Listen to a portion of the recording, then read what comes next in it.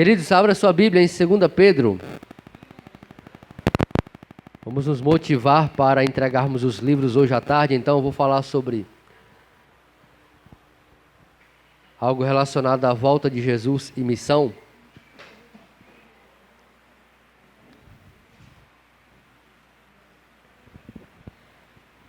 Eu tô com um sonho, na realidade, irmãos. Esse sonho ele foi realizado ano passado e eu gostaria que ele se repetisse esse ano. No ano passado, quando eu fiz a Semana Santa, estava na pandemia e eu fiz, no caso, online. E em cada igreja que eu pregava era gravado para o distrito, então o distrito assistia pelo Zoom. E no final de cada sermão nós fazíamos um batismo e era muito emocionante, muito legal, porque todo mundo assistia pelo Zoom. Na igreja ficavam apenas algumas poucas pessoas. E eu queria, em nome de Jesus, esse ano repetir mais uma vez isso. E aí eu estou orando para que eu possa voltar aqui no São Bernardo até domingo para fazer um batismo. E quem é, pastor? Não sei, Deus vai mostrar. Aqui na igreja tem pessoas estudando a Bíblia, eu acredito, tem pessoas, né? Tem pessoas que estão conhecendo a palavra, tem pessoas que não são batizadas ainda, então vamos orar. Porque se for da vontade do Senhor, até domingo eu quero voltar aqui, para que no São Bernardo também tenha uma pessoa para se batizar em nome de Jesus. Tá bom? 2 Pedro 3, encontrou aí? Versículo 11 e 12. 2 Pedro 3, versículo 11 e 12, mas antes, vamos fazer uma oração. Santo Deus, nosso querido Pai, nós estamos agora, mais uma vez, sedentos para ouvir a Tua voz, ouvir a Tua palavra e entender que é o Senhor que falará ao nosso coração. Que o Teu Espírito, então, nos desperte, nos impulsione para que não somente agora no Impacto Esperança possamos evangelizar esse bairro, mas durante todas as semanas que nós estivermos aqui como igreja. Porque nós queremos abreviar a Tua volta a esse mundo, em nome de Jesus. Amém. Muito bem. Versículo 11 e 12 diz assim, ó. Visto que todas essas coisas hão de ser assim desfeitas, deveis ser tais como os que vivem em santo procedimento e piedade, esperando e apressando a vinda do dia de Deus, por causa do qual os céus incendiados serão desfeitos e os elementos abrasados se derreterão. Meus amados, a Bíblia mostra aqui que nós temos o privilégio de não somente esperar, mas apressar, abreviar a volta do Senhor Jesus. É interessante que esse tema, quando você vai para a Bíblia, você vê vários versículos onde a Bíblia apresenta que Jesus já poderia ter voltado a esse mundo, que Jesus vem de forma iminente, Jesus tem pressa. Inclusive a maioria dos profetas bíblicos do Novo Testamento, eles se incluíam na volta de Jesus estando vivos ainda. Então eles não somente entendiam isso, mas eles se colocavam nesse evento estando ainda com vida. E já tem outros versículos que a Bíblia apresenta que parece que Jesus está postergando a sua volta, está demorando, parece que ele quer vir, mas não veio ainda, né? E aí você fica naquela, mas e aí, Jesus vai voltar logo ou não vai? Jesus virá em breve ou não vem? Quão breve é o breve? Já era para ele ter voltado, e na realidade existem muitas teses para esse tema. São mais de 10 teses que, pelo menos eu conheço, que existem. Inclusive foi o tema da minha tese de conclusão de curso. Foi esse tema aí. E eu vou mostrar então da forma como eu acredito. Eu sei que talvez algumas pessoas possam pensar diferente em relação a isso, porque a Bíblia dá margem para isso. Mas eu vou explicar aqui a forma como eu percebo na Bíblia em relação à tardança ou iminência na volta de Jesus, tá bom? E aí, quando você vai para a Bíblia, você começa a perceber que Mateus capítulo 24 e 25, que são, digamos, os dois capítulos mais conhecidos a respeito dos sinais e da volta de Jesus, vai nos dar alguma luz a respeito do tema. Abre aí a sua Bíblia, Mateus 24.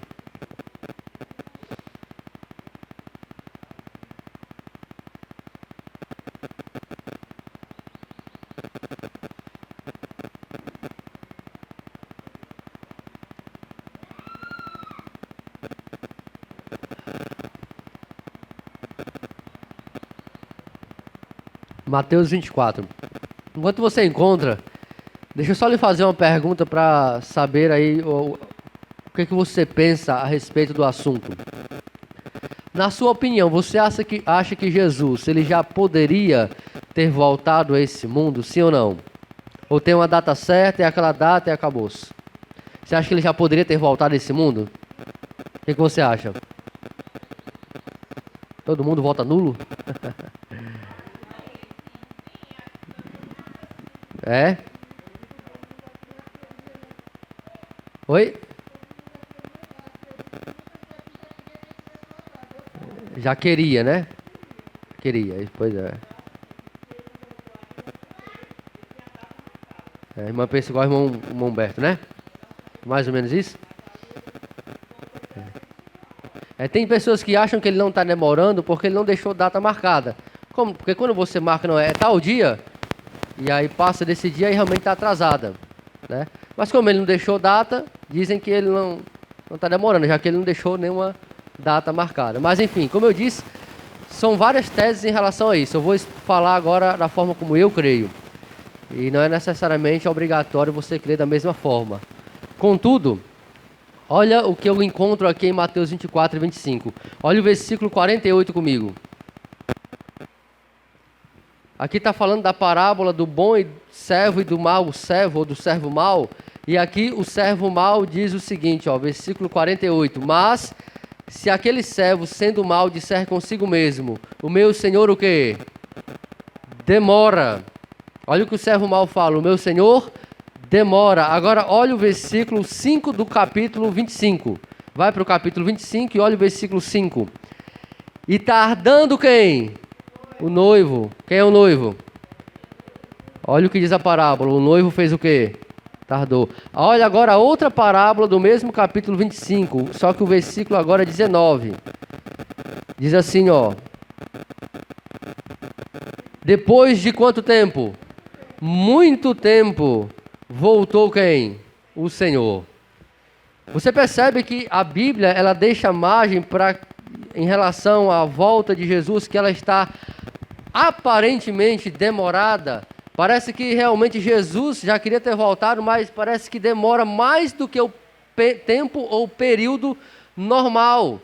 A Bíblia, ela apresenta que o Senhor demora, o Senhor está tardando, o Senhor não voltou ainda, e nós poderíamos ler outros versículos em relação a isso, né? Em relação a esse tema.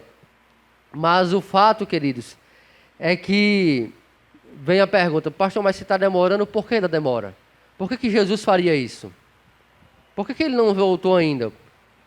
Tem pessoas que falam o seguinte, existe essa tese, esse argumento. Não, pastor, mas se Jesus tivesse voltado, por exemplo, há 100 anos atrás, nenhum de nós estaríamos vivos. Só que quando ele voltar, independente da data, se for daqui a 10 anos, vai ter pessoas que não nasceram ainda e iriam nascer. Vai ter pessoas que vai estar no ventre materno, vai ter bebês, vai ter pessoas idosas. Então, independente da data que ele voltar, sempre vai ter pessoas para nascer, pessoas nascendo e pessoas morrendo. Entendeu? Então, eu não acho um argumento tão interessante. Não acho um argumento válido. O fato é que o porquê da demora. O livro Desejar de Todas as Nações, na página 634, e também o livro Eventos Finais, na página 24, olha o que ela fala. Diz assim, ó, é o mesmo texto em dois livros diferentes. Houvesse a igreja de Cristo feito a obra que lhe era designada como ele ordenou, o mundo inteiro haveria sido antes advertido, e o Senhor Jesus teria vindo à terra em poder e grande glória. Se a igreja tivesse cumprido a missão já há mais tempo, Jesus já teria voltado. Queridos, e aí, você pensa assim, mas pastor, eu ainda não compreendo se Jesus de fato ele pode fazer isso. Se realmente Deus pode fazer isso. Sabe, era para ser agora, mas não foi. Claro que, dentro da presciência de Deus, Deus sabe a data, isso é fato. Não é o fato dele saber a data que é algo determinado. Ele sabe porque ele sabe. Né? Ele sabe porque ele é Deus. Hã? Sim, ele é Deus. Agora, vou exemplificar na Bíblia para você entender que é possível. O povo de Israel sai do Egito. O povo de Israel era para ter feito uma caminhada no deserto para chegar em Canaã em pouco tempo. E acontece então que o povo de Israel, ele passa quanto tempo para entrar no Egito? 40 anos. Olha o que diz 1 Coríntios capítulo 10, sabe? Vai para 1 Coríntios capítulo 10.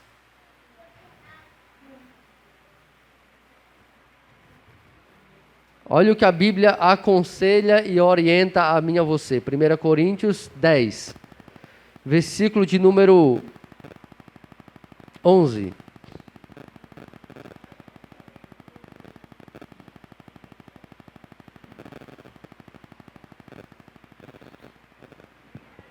Diz assim, ó: estas coisas lhes sobrevieram como exemplos e foram escritas para advertência nossa, de nós outros, sobre quem os fins dos séculos têm chegado.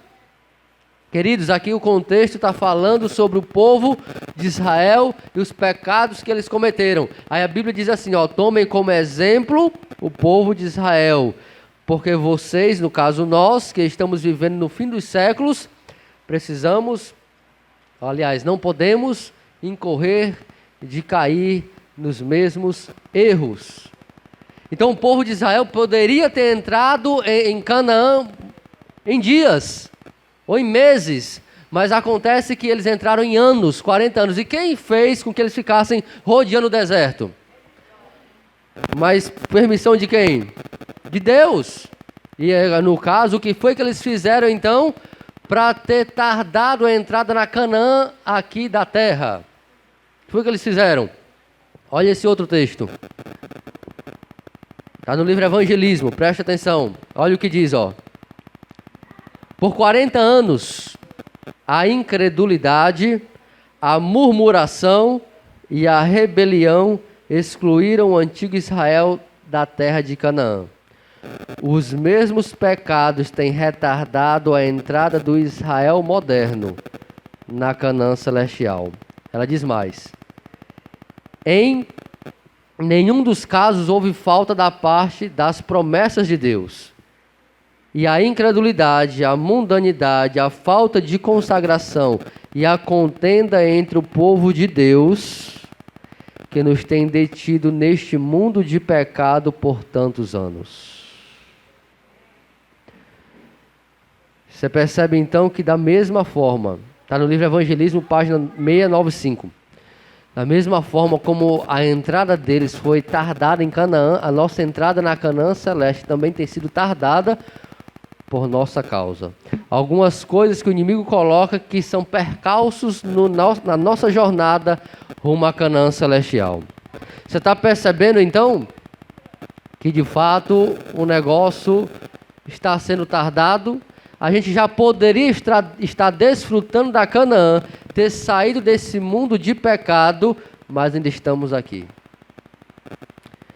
Aí, queridos, além desses pontos, eu fiquei pensando o seguinte: tem outro ponto também, que tem feito com que o povo de Deus fique perdendo tempo aqui nessa terra. E qual é o outro ponto, pastor? Veja, além das coisas que ela cita aqui, que tem sido um empecilho para a gente ficar, tem uma outra coisa que eu queria destacar. E qual é? A distração. O diabo tem tentado distrair o povo de Deus aqui na terra, nós como um todo, com muita coisa para a gente perder tempo. E quando nós perdemos tempo, aquele que tem pouco tempo, que é Satanás, ele ganha tempo. Não é assim que diz Apocalipse, capítulo 12, versículo 12? O diabo sabe que o quê? Pouco tempo lhe resta. Aí, quando nós perdemos tempo, aquele que tem pouco tempo ganha tempo e ele destrói a vida de muita gente. Que eram pessoas que poderiam ser advertidas e talvez salvas, estão sendo ceifadas porque o povo de Deus tem perdido tempo com distração. A distração, ela tem um detalhe, ela por si mesma, na maioria das vezes, ela não é pecado. São coisas que nós fazemos que aparentemente não é pecado, mas nos distrai. E o grande problema dela é esse, porque ela não é pecado. E aí sabe o que acontece? É que todas as vezes que o povo de Deus se distrai, ele perde o foco. E quando o povo de Deus se distrai, ele perde o foco e acontece que a gente acaba que não cumprindo a missão que Deus nos designou. Quando a gente se distrai, a gente perde o foco e não cumpre a missão. Eu me lembro que uma vez, eu estava em casa, eu era pequeno, tinha 7, 8 anos. Eu fui criado pela minha avó, então ela pediu para que eu fosse comprar cigarros para ela. E acontece que ela me deu umas moedinhas, então eu fui lá sem camisa, só com aquele calçãozinho, né, que a gente usava fininho. E aí fui correndo lá na mercearia comprar os cigarros que ela pediu. Quando eu entrei assim na esquina, aí imediatamente eu vi uma coisa, uma cena que me fez parar. Eu vi várias crianças jogando bola. Aí naquele momento então eu dei aquela freada, parei e comecei a ver os meninos jogar futebol. E aí, pouco tempo depois, poucos minutos depois, eles me chamaram para jogar também. E obviamente eu fui correndo jogar futebol. Acontece então que não demorou muito que quando eu olhei para a esquina, lá estava ela me esperando na esquina com um talo na mão. Vocês são mais chiques, né? Apanharam de chinelo, eu apanhei de talo. E acontece que então imediatamente eu corri para casa. Já tinha perdido as moedas no meio do jogo, né? Não tinha nem bolso, calção, perdi as moedas, não comprei cigarro. E quando cheguei em casa foi só choro e ranger de dentes. O que eu quero dizer com isso, com essa história que aconteceu comigo? Todas as vezes que nós se distrairmos, a gente perde o foco no que ia fazer. E a gente acaba pagando com consequências. Se você se distrair, você vai perder o foco e vai pagar com a consequência. Você vai perder o foco na missão e a gente vai sofrer com consequências aqui nessa terra.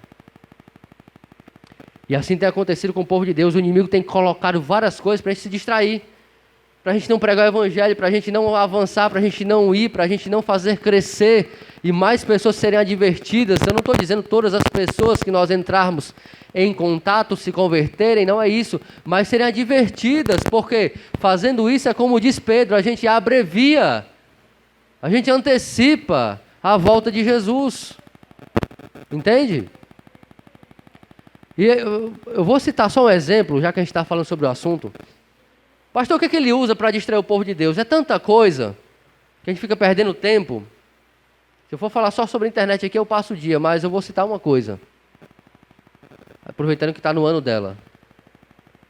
Que eu percebi há 4 anos atrás que o povo de Deus foi distraído.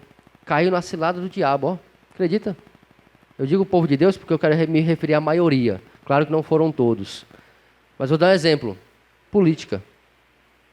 Nós estamos no ano de política. Ano passado a política foi muito polarizada e muita gente se envolveu. Esse ano, como já está polarizada, mais pessoas ainda vão se envolver. E eu vi, por exemplo, irmãos que nunca publicaram nada em sua rede social sobre Jesus.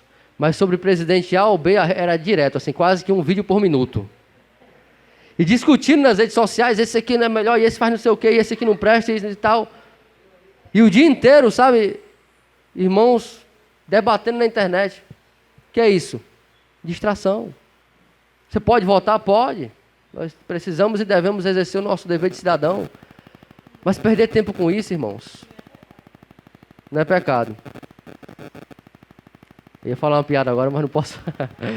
Eu não posso falar, que senão aí. Mas o que acontece é que a gente acaba perdendo tempo. E só quem vai resolver o problema desse mundo não é presidente A ou B. É a pedra quando ela voltar. Ela vai destruir todos os reinos desse mundo. Aí sim resolve o problema. Enquanto não, ninguém vai resolver o problema. Ninguém. E sabe o que acontece? É que, cuidado com a distração. Porque a gente poderia estar fazendo coisa bem melhor e mais proveitosa para o reino dos céus. E todas as vezes que a gente se distrai, aquele que não tem mais tempo, ele ganha tempo. E ele destrói a vida de muita gente.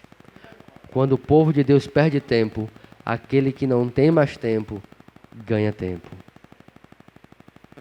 Porque eu acredito que Jesus já poderia sim ter voltado a esse mundo, assim como é dito nos livros que nós citamos. Agora, pastor, então, isso quer dizer que nós precisamos, como povo de Deus, fazer o quê? Mateus 24:14. Se você quiser abrir, pode abrir, eu não vou ler por conta do tempo, mas Mateus 24:14 lá diz de forma muito clara: e será pregado este evangelho para testemunho de todas as nações. Aí olha a palavra, então virá o fim. Você percebe que a promessa da volta de Jesus, ela é incondicional, mas existe parece que uma aparente condição para ele voltar, que é o quê? A pregação do evangelho. A promessa é incondicional, mas para ele voltar parece que tem essa condição. Então, aí sim é que o fim vai chegar. Enquanto a gente continuar de braços cruzados, parece que o fim não vem. Enquanto a gente continuar aqui dizendo, a gente vai agora, mas não vai, o fim não vem. Enquanto a gente continuar sentado na cadeira, só sendo alimentado por programas e mais programas, tem gente lá fora morrendo de fome e perecendo nas mãos do inimigo por falta de alguém para chegar lá e apresentar a palavra da verdade. E então virá o fim. Queridos, nós precisamos pregar o evangelho. Nós precisamos impactar, como está ali ao livro, a vida das pessoas. Nós precisamos pregar, queridos, o evangelho, por conta que eu acredito que assim como eu, você não aguenta mais viver nesse mundo. Assim como eu, você também já tem passado por momentos difíceis. A gente entra, eu vou fazer visita no hospital, esses dias eu fui na UTI, entrei lá para fazer a unção de um irmão, tinha uma senhora que tinha acabado de morrer, estava sendo ensacada. Eu disse, meu Deus, que situação. E até quando a gente vai ter que viver situações como essa? E até quando situações como essa vão ter que acontecer com pessoas da nossa família? Até quando, Senhor? Inclusive, esse senhor que eu fiz a unção morreu depois de 2 dias. Eu fui fazer o funeral. Até quando, Senhor? Até quando o Senhor virá julgar o teu povo? Até quando, Senhor, nós vamos ter que ficar aqui esperando nessa terra?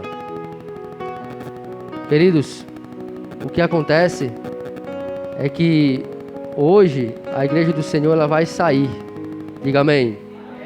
E ela vai sair para entregar livros. E parece que para alguns é algo aparentemente simples entregar um livro.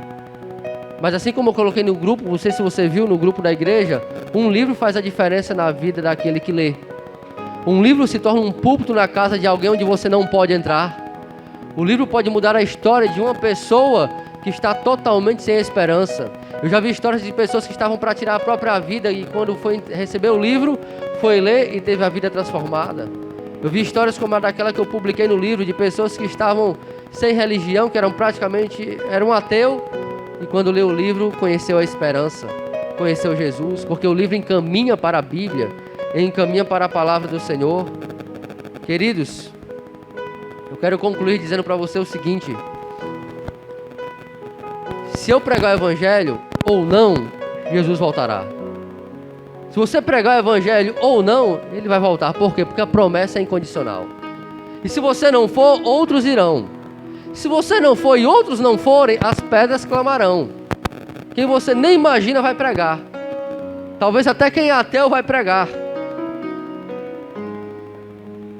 Mas a Bíblia diz em Mateus 24:49: mas bem-aventurados aqueles que quando eu voltar os assim encontrar, pregando o Evangelho.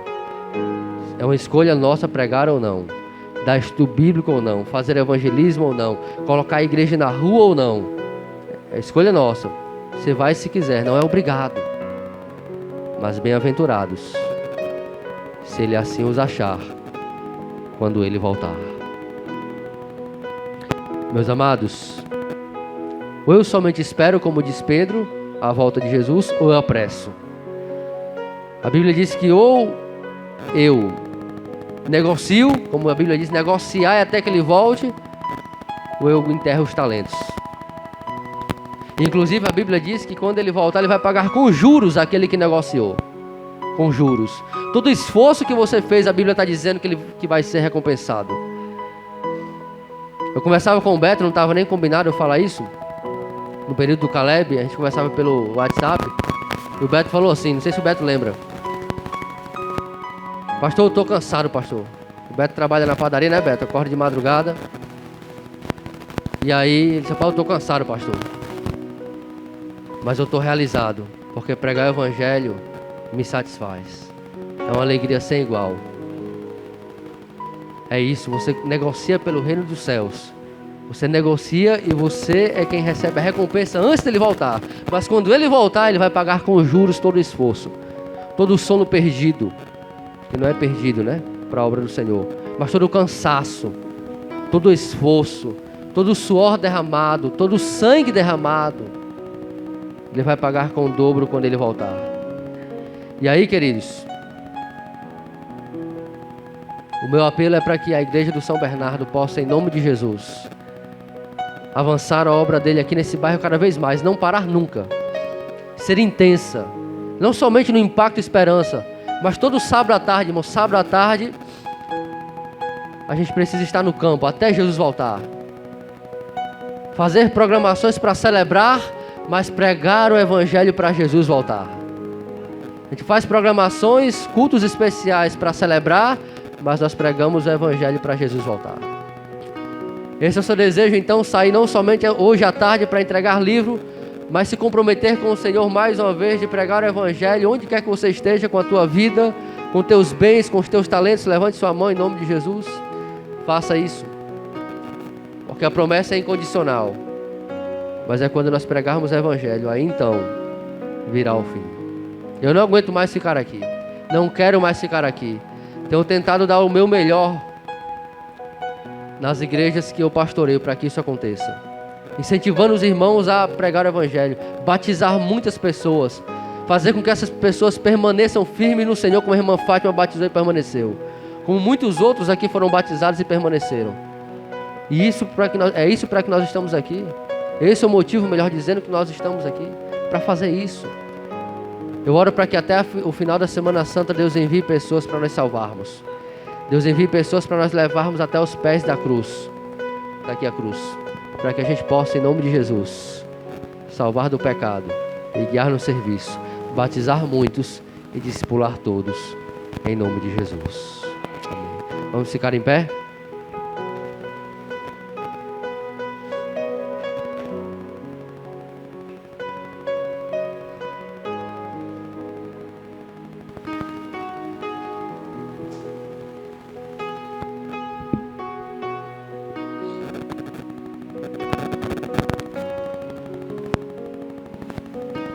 Oremos.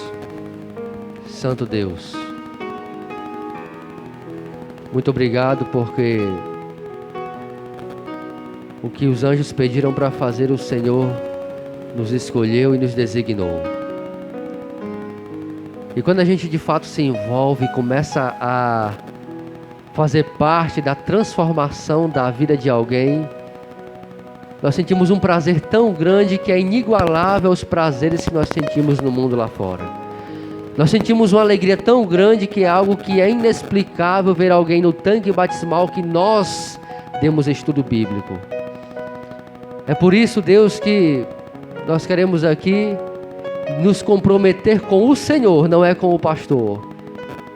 É com o Senhor, perante os anjos que estão aqui, de que essa igreja vai continuar cumprindo a missão. para que ela continue crescendo, até chegar a um ponto que não vai caber mais nesse lugar, e nós vamos ter que alugar outro ponto. Nós vamos ter então que começar a construir nossa igreja, porque nós entendemos, ó Pai, de que nós precisamos pregar o Evangelho, e ainda tem muita gente aqui que precisa ser salva, e tudo isso porque o Senhor precisa voltar. O Senhor precisa voltar, Pai, porque se o Senhor não voltar, mais tragédias vão continuar acontecendo. E nós tememos que essas tragédias não sejam mais somente na TV, mas elas aconteçam ao nosso redor, com pessoas que nós amamos, com pessoas que nós conhecemos. E nós não queremos que isso aconteça. Então, naquilo que depender de nós, nós nos comprometemos para pregar a Tua palavra, rápido possível para Canaã Celeste, em nome de Jesus. Amém, Senhor. Amém. Que Deus te abençoe. Que dê um bom sábado e até o próximo culto em nome de Jesus.